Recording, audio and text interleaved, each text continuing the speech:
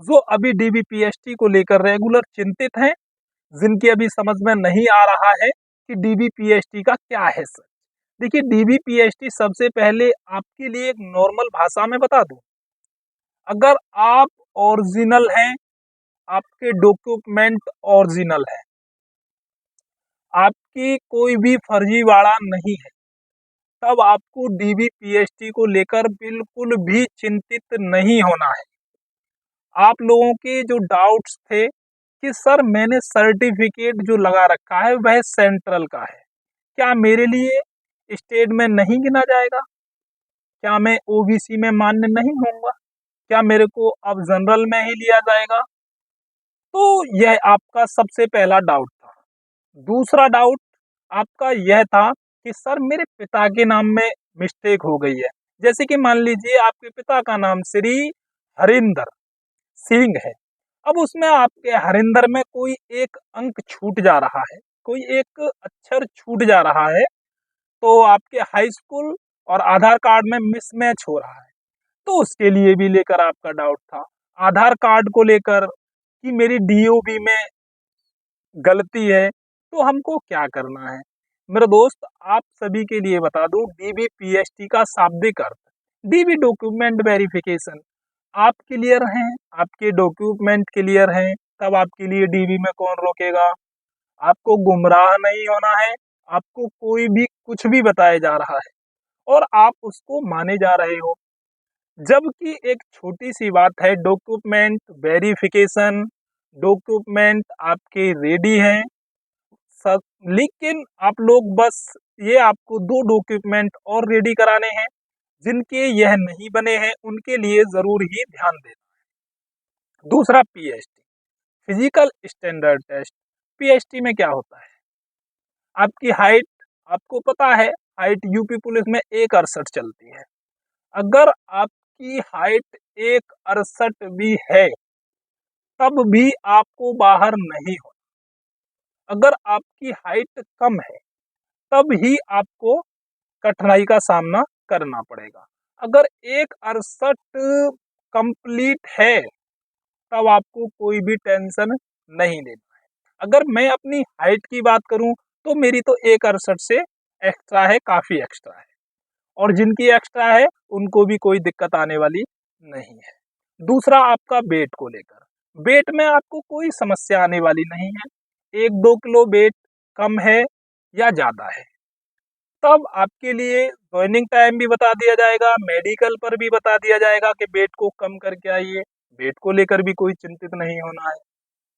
Chest, आपका अगर chest थोड़ा बहुत कम है, मान लीजिए जो ज्यादा ही सूखे हैं उन्हीं का चेस्ट क्लियर नहीं हो पाता है, जिनका चेस्ट है ही नहीं, नॉर्मली जो जनरली स्टूडेंट्स होते हैं सभी के चेस्ट कंप्लीट हो जाते हैं, चेस्ट को लेकर भी कोई समस्या नहीं होना चाहिए। जबकि जो मेन मुद्दा है डीबीपीएसटी में, वह आपको पता ही नहीं है कि डीबीपीएसटी आखिर क्या क्या चाहिए। जो आपने पहले लगा रखे हैं ऑनलाइन करते समय, आपने जो डॉक्यूमेंट लगाए हैं वही आपके डीबीपीएसटी है। तो डीबीपीएसटी पर आपको हाई स्कूल हुआ, इंटर हुआ, आपको ओरिजिनल लेके जाना है, और आपके पास अगर ग्रेजुएशन है तो ग्रेजुएशन भी लगाना, क्योंकि ग्रेजुएशन से आपको ही फायदा मिलने वाला है।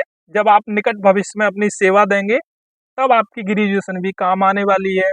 बहुत से ऐसे काम आ जाते हैं, मान लीजिए 5 बंदे चाहिए, 5 में अब हमारे पास हो गए 10 बंदे किसी भी काम को लेकर, तो उसमें जो आपकी पढ़ाई होगी या आपके पास कोई एक्स्ट्रा नॉलेज होगी, उसके आधार पर आपको नियुक्त किया जाता है। एनसीसी हुआ, ओ सर्टिफिकेट हुआ, यह भी आपकी काम में आने वाली चीज है। या फिर आप किसी गेम के माहिर हैं, गेम अच्छा खेलना जानते हैं, तो वह भी आपके लिए मान्य है। जाति प्रमाण पत्र आपके लिए जो डेट बताई गई थी उसी के अनुसार होना चाहिए। और दूसरा आपका मूल निवास हो गया, मूल निवास आपके चाहिए। अब आपके आईडी में केवल आपके लिए आधार कार्ड, पैन कार्ड कोई भी एक हो चलेगा, लेकिन आपके लिए निकट भविष्य में जब आप सेवा देंगे तो आधार कार्ड और पैन कार्ड दो ही बेहद जरूरी है। दोनों आपके पास होने चाहिए। अगर नहीं है तो फिलहाल आपका आधार कार्ड हो या पैन कार्ड हो, ड्राइविंग लाइसेंस हो, आपका पासपोर्ट हो, प्रत्येक काम करेगा। आपको कोई भी टेंशन नहीं लेना। और आपके लिए एप्लीकेशन फॉर्म बताया जा रहा है कि जो कि बेहद ज़रूरी है आपके लिए, डीबी डीबी के लिए जो एप्लीकेशन फॉर्म है। देखिए अभी आप इजीली उसके लिए आप डाउनलोड भी कर सकते हैं। जब आपका डीबी होगा उस समय शायद आपका डाउनलोड ना हो, और बहुत से भाइयों ने निकाल के भी रख लिया होगा। मैंने तो भाई पहले ही निकाल लिया था अपना डीबी। तो ज़्यादातर स्टूडेंट ले लेते हैं साइबर कैफ़े से जाके, जब ऑनलाइन कराते हैं तो उनके लिए हार्ड कॉपी मिल ही जाती है।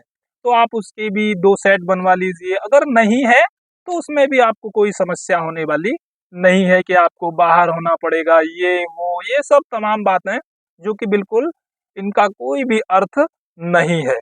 एडमिट कार्ड, आपको एडमिट कार्ड लेके जाना है। दूसरा, आप अगर एक्स सर्विसमैन हैं तो आपके लिए एक्स सर्विसमैन के हिसाब से आपको लेके जाना है, जो आपका एक्स सर्विसमैन है उनको विशेष ध्यान देना है।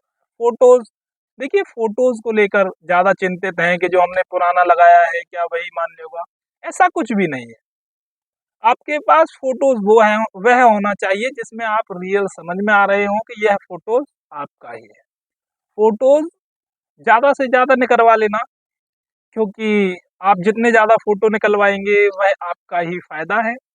क्योंकि निकट भविष्य में भी आपके लिए, अभी मान लीजिए डीवी को चाहिए, फिर डॉक्टरी को भी चाहिए, फिर जॉइनिंग पर भी चाहिए, फिर आपकी जब खाता खुलेगा बैंक में जब भी आपके लिए चाहिए, और फिर आगे भी आपको डो फ़ोटोज़ तो चाहिए ही चाहिए। तो फ़ोटोज़ लगभग 30 तो कम से कम 20-30 निकलवा लेना, उससे कोई भी समस्या आपको होने वाली नहीं है। और आपके जो डॉक्यूमेंट हैं जो मैंने बताया, हाई स्कूल, इंटर, आधार कार्ड, पैन कार्ड, इनकी आप 3 सेट बनवा लीजिए। देखिए इसमें भी सबसे बड़ा सवाल था कि हमारे लिए सिग्नेचर अटेस्टेड करा के ले जाने हैं या कैसे। ज़्यादातर जो आपके मान्य होते हैं मेरे दोस्त, अगर आपके पास अटेस्ट हैं, फोटोज अगर अटैच्ड है किसी भी सक्षम द्वारा, जैसे कि मान लीजिए कोई आपके डॉक्टर हुए एमबीबीएस, सरकारी डॉक्टर हुए, या पशु चिकित्सालय में जो डॉक्टर होते हैं, या फिर आपके इंटर कॉलेज के, सरकारी इंटर कॉलेज के प्रिंसिपल हुए, या कोई टीचर्स हुए, टीचर्स के भी मान्य होते हैं, तब आपको इनसे अटेस्ट करा लेना चाहिए।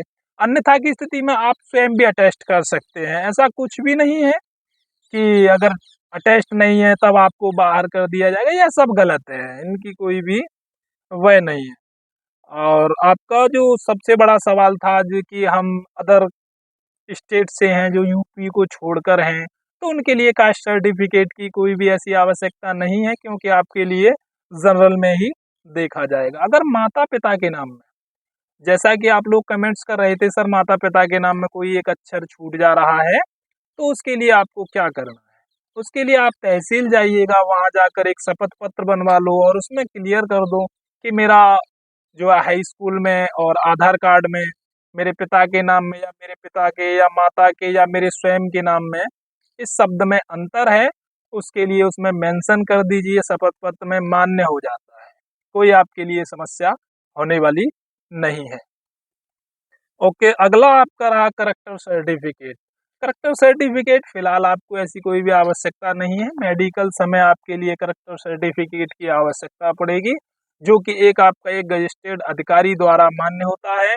दूसरा, आपके जो सक्षम आपके गांव में बुजुर्ग हैं, या आपके क्षेत्र के क्षेत्र पंचायत हैं, या फिर ग्रामीण ग्रामीण क्षेत्र में प्रधान होते हैं, दो ऐसे मेंबर, चेयरमैन साहब हुए, या कोई भी आपको दो सिग्नेचर उनके द्वारा भी, जो आपको भली भांति जानते हैं और जिनको लोग जानते हैं, उनसे करेक्टर सर्टिफिकेट बनवा लीजिएगा, जिसमें जो मेंशन करें कि हाँ हम इनको अच्छे तरीके से जानते हैं और इन्होंने ऐसा कोई भी कृत्य नहीं किया है जो कि बेकार, ऐसा कोई भी इन्होंने कृत्य नहीं किया है जो सराहनीय नहीं है। सभी काम जो किए हैं वह अच्छे हैं, आदत के भी अच्छे हैं, तो वह आपका करेक्टर सर्टिफिकेट हो जाता है।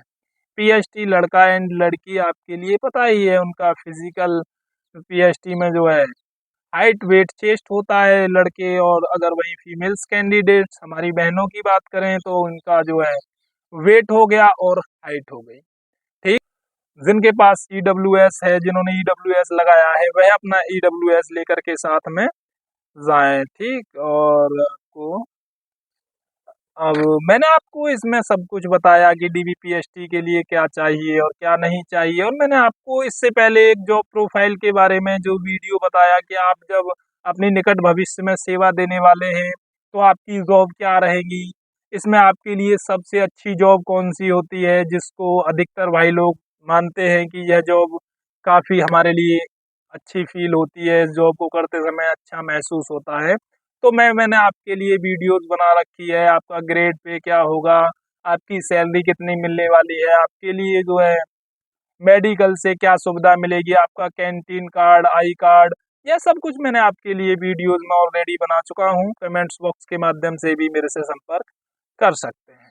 और मेरे दोस्त, अगर इससे संबंधित आपकी कोई भी क्वेरीज, कोई भी जानकारी चाहिए तो आप मेरे से बेझिझक पूछ सकते हैं। मिलते हैं नेक्स्ट वीडियो में, जब तक के लिए जय हिंद, जय भारत।